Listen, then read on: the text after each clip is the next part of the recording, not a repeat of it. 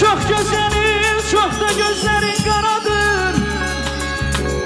İlahinin işidir, gülde bir güzel yaralıdır.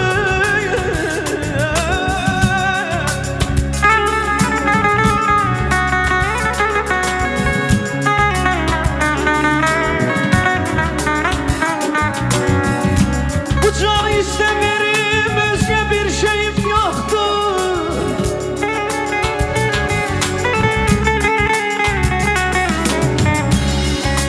Bu canı istemerim, özge bir şeyim yoktur.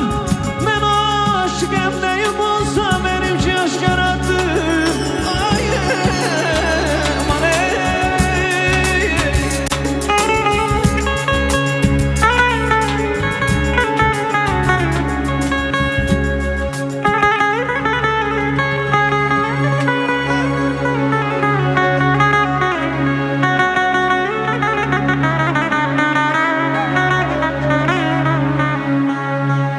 Bəxtim məndən küsür, elə mən də küsmüşəm.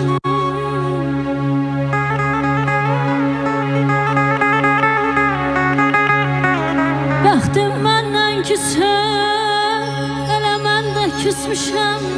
Bu dünyanın gülündən, göyündən də küsmüşəm.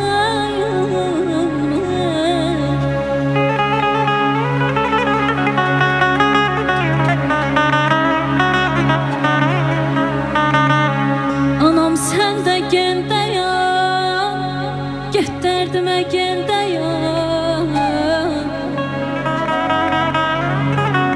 Ay Cahangir sen de gel dayan. Get dərdimə gel dayan. Başımı tumarlayan elinden de küsmüşəm.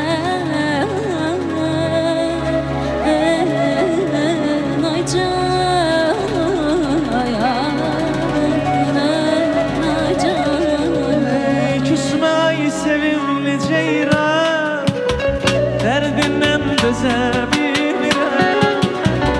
Üzdürüyüb qaçma məndən, sensiz yaşaya bilmirəm.